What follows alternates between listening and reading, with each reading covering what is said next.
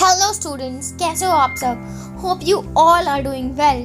तो ये video class 10 के स्टूडेंट्स के लिए है। इस वीडियो में मैं आपको बताऊंगी कि आप मैथ्स में 90 अबव मार्क्स कैसे स्कोर कर सकते हैं। तो चलिए शुरू करते हैं। तो स्टूडेंट्स, पहला चैप्टर जो आपको करना है वो है रियल नंबर्स।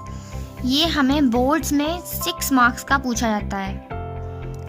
तो इसमें हमें पहले एनसीईआरटी के सारे क्वेश्चंस एकदम थॉरली सॉल्व करने हैं। इसके बाद 10 मोर क्वेश्चंस करने हैं हमें आर.एस. अग्रवाल या फिर जो भी आपके पास एडिशनल कोई बुक हो, या फिर आप प्रीवियस ईयर्स के भी क्वेश्चंस लगा सकते हैं। चैप्टर रियल नंबर से प्रूविंग वाला क्वेश्चन तो आता ही आता है। जब आप उसके 2-3 क्वेश्चंस करोगे तो आपको क्लियर हो जाएगा कि हमें वो क्वेश्चन सॉल्व कैसे करना है। नेक्स्ट जो चैप्टर्स आपको करने हैं वो हैं ये 4। पहला है पॉलिनोमियल्स, और ये linear equations, quadratic equation, arithmetic progression. इनका जो वेटेज है वो है 20 मार्क्स। ये बोर्ड एग्जाम में आपको 20 मार्क्स के पूछे जाते हैं। तो इन चैप्टर्स में जो आपको करना है वो है सबसे पहले एनसीईआरटी के सारे क्वेश्चन सॉल्व करने हैं।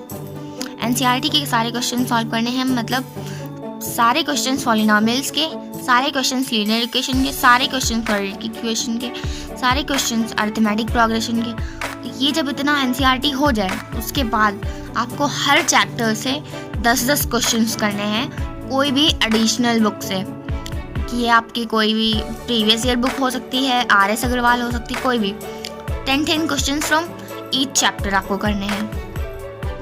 नेक्स्ट चैप्टर जो आपको करना है वो है कोऑर्डिनेट ज्योमेट्री। ये हमें बोर्ड एग्जाम में 6 मार्क्स का एक क्वेश्चन आता ही आता है। इसमें भी आपको वही पैटर्न फॉलो करना है। एनसीईआरटी के सारे क्वेश्चंस करने हैं पहले तो, उसके बाद 10 क्वेश्चंस फ्रॉम एनी बुक, जो भी आपको सही लगे। नेक्स्ट चैप्टर्स जो आपको करने हैं वो हैं सर्कल्स और कंस्ट्रक्शन। ये आपको 10 मार्क्स का पूछा जाता है बोर्ड एग्जाम्स में, ये दोनों मतलब मिला के। कंस्ट्रक्शन से 5 नंबर का क्वेश्चन आता ही आता है, और बाकी सर्कल से भी 5 नंबर का क्वेश्चन आता ही आता है। इसमें भी आपको वही पैटर्न फॉलो करना है। एनसीईआरटी से सारे क्वेश्चन करने हैं और बाकी 10 क्वेश्चंस बाकी किसी बुक से। आपको लग रहा होगा कि ये मतलब सर्कल स्टफ है, ऐसा कुछ नहीं है। बहुत ईजी चैप्टर है, आप एक बार करोगे आपको आराम से आ जाएगा, अच्छे से आ जाएगा। आगे के चैप्टर्स जो आपको करने हैं वो हैं स्टैटिस्टिक्स और प्रोबेबिलिटी। इनका दोनों का वेटेज मिला के होता है 11। मतलब 11 मार्क्स के ये दोनों चैप्टर बोर्ड एग्जाम्स में पूछे जाते हैं।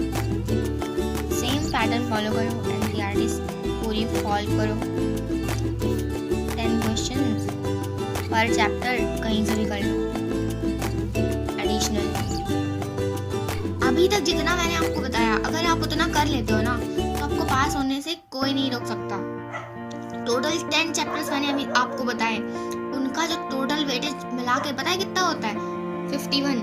ये मोस्ट इजीएस्ट चैप्टर है मैथ्स के आपके। सबसे ज़्यादा चैप्टर इजी हैं ये सारे, इनसे इजी कोई चैप्टर्स नहीं है। बाकी बचे 5 चैप्टर्स वो मैं आपको बताती हूँ कि अब कौन सा चैप्टर करना है। इसके बाद जो आपको चैप्टर करना है वो है ट्रायंगल्स। ये टोटल 5 मार्क्स का आपका पूछा जाता है बोर्ड एग्जाम्स में। इसमें भी सेम पैटर्न फॉलो करो, एनसीईआरटी पहले सॉल्व करो, फिर 10 questions from any book. Next chapter जो आपको करने हैं वो है ट्रिग्नोमेट्री। ये एक्चुअली ये इंट्रो वाला चैप्टर है जो एनसीईआरटी में पहले दिया हुआ है। और उसके बाद जो आपको करना है वो है एप्लीकेशंस टू ट्रिग्नोमेट्री। ये टोटल इनका वेटेज है 12 मार्क्स। इनसे 12 मार्क्स के क्वेश्चन बोर्ड एग्जाम में पूछे जाते हैं। तो सेम पैटर्न फॉलो करो, एनसीईआरटी पहले सॉल्व कर लो, दोनों चैप्टर्स के सारे क्वेश्चन एनसीईआरटी के। उसके बाद 50 क्वेश्चंस एडिशनल सॉल्व कर लो, कोई भी बुक से सॉल्व कर सकते हो। आर.एस. अग्रवाल से सॉल्व कर लो चाहो तो। जो लास्ट के चैप्टर्स आपको करने हैं वो है area related to circle, surface area and volume. Area related to circle से एनसीईआरटी के सारे क्वेश्चंस करो, फिर 20 क्वेश्चंस एडिशनल कर लो आप कहीं से भी। ये जो एरिया रिलेटेड सर्कल चैप्टर है इसका वेटेज इसी में कवर हो जाता है, चैप्टर सर्कल में। मतलब चैप्टर सर्कल और ये मिला के दोनों 5 नंबर के आते हैं। नेक्स्ट चैप्टर जो आपको करना है वो है सरफेस एरिया एंड वॉल्यूम्स। इसका टोटल वेटेज है 10 मार्क्स। ये सबसे ज़्यादा हाई स्कोरिंग चैप्टर है आपका। ये प्रैक्टिस बहुत मांगता है। एनसीईआरटी के सारे क्वेश्चंस करो पहले, और उसके बाद 50 एडिशनल क्वेश्चंस आप कहीं से भी कर सकते हो, तब जाके आपको ये चैप्टर क्लियर होगा। लास्ट में एक इम्पॉर्टेंट चीज़ मैं जो आपको बताना चाहूँगी वो ये है कि शुरू में, मतलब बिगिनिंग में, पहले आप ये 10 चैप्टर्स करो। ये 10 चैप्टर्स पहले कर लो, उसके बाद ही इन चैप्टर्स पे आओ।